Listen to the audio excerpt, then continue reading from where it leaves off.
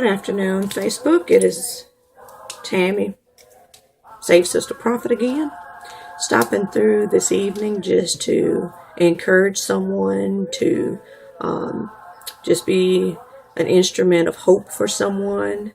When I post these videos, keep in mind that they are not meant to hinder, hurt, or harm anyone. I have taken it upon myself to just express with you all some of the things that I have experienced, some of the things that I lived through or am living through. Just wanted to be an encouragement to someone out there that might need it. So this evening I want to stop through and talk to you all about death. Yes, death. I know that's something that a lot of people don't like to discuss. That's something that a lot of people are really not prepared for. It's something that we must all do one day. Most of you know that I've had to deal with this particular topic back in May 2011. I lost my baby sister, and during that time I was made stronger than I've ever been in my life. I was put in a place where I had to be the strong one in the family, and many of you have been put in that same position. But as far as from taking care of the funeral arrangements, to taking care of the children, to taking care of a sick mother, I did it all. I'm not here to brag or boast about anything that I do or may do. I am here basically just to encourage you all that sometimes there are a lot of things placed upon your palate that you may have to deal with, and you may feel like I felt, Lord, I cannot do this. Lord, this is too much. You may even question him with, Lord, why me? Well, I just stopped through the day to tell you why you. To me, I asked those very same questions, and my answer was, why not me? If he can't use me, then who is he to use? I want to be used.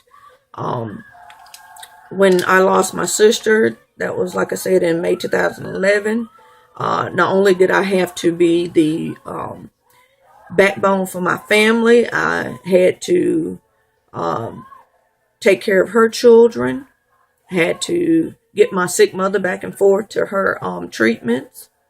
I had to work. At that time, I was still working 40 hours a week. I had to work. But then I turned to God, and I asked him for patience. I asked him for guidance. And I also wanted him to sprinkle a little understanding my way. And I'm here today to tell you he did just that. When I was a small girl, I always heard of people dying, but I never really understood why people had to die. I used to ask my mama, why can't we just live forever? And I'm pretty sure she gave me a justifiable explanation that at the time I probably wouldn't have understood anyway. But as I, got older, I learned that to be absent from this world is to be present with God. So with saying that, I take a new outlook on death, on life. A lot of people I see day to day are just frolicking around, living their life like they want to, thinking that they're in control of their life, and that is so far from the truth. No, I'm not perfect. I ask God to walk with me and to guide me each and every day of my life, to make me the aunt that these children need, to make me the sisters and brothers that my community need, and to make me someone that people can look up to make me a helper. So I'm far from perfect. Don't ever think that I'm perfect. But we all, like I said, will have to face this one day. This community has been stricken from, for the last few years, had to deal with a high death rate. Some of it is through, drug dealers, and some of it's through saying the wrong words to somebody, and then you have the natural, cancer, old age, whatever the case may be, we've all had to deal with death. I remember back in 2005, my mother lost her brother, my uncle Willie, died, and that was the very first time that I really remember having to deal with death, firsthand. I it really didn't affect me the way it affected my mother, of course, because he was my uncle, but he was her brother.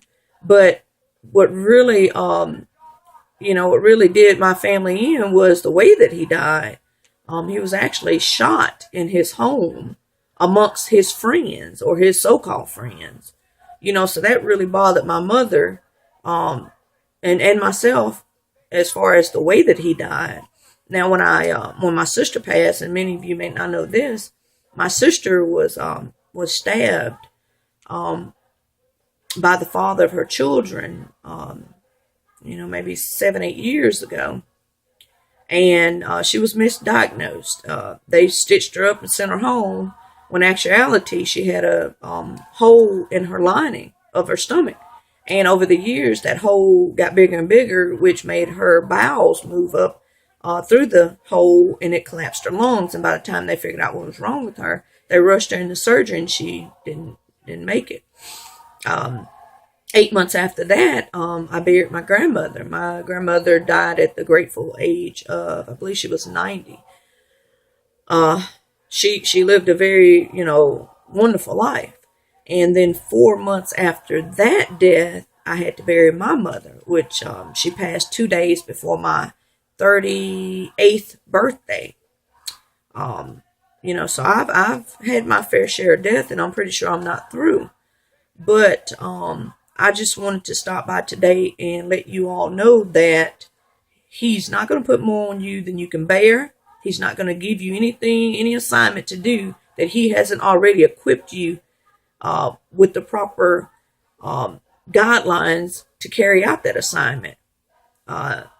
Death is something that a lot of people don't like talking about, but since I've went through it and I've had to experience it, I'm quite comfortable with speaking on the topic, and just wanted to stop by and encourage you all and let you know that your loved ones are not being judged anymore, not being talked about anymore. Don't have to worry about bills and finances and any of that stuff anymore. They're in a far better place, a place that I hope you and I get to one day if we live right. So you got to start living right. You got to start reading the Bible. You need to get in a Bible-based church. I happen to belong to a very, very, very honorable church that is Abundant Harvest in Charleston, Mississippi, under the leadership and guidance of Pastor Michael Hickman and Lady Hickman. So that helps me deal with, because I'm still grieving. I'm not going to tell anybody that just because the funeral is over with, you're not going to hurt, you're not going to cry, you're not going to shed tears, you're not going to mourn, because you will. But I'm still dealing with that, and God has placed some very encouraging and profitable people in my path that I deeply cherish. So I'm not going to take up too much more of your time. Just remember that you can get through the passing of your loved ones. You just need to go to your Bible. Every question you'll ever have is in your Bible. If you're not familiar with it, get you a prayer partner. Get someone familiar with the Word. That's what I had to do. So with closing, I leave this with you. Thank you for your time. Thank you for your attention that you've given me.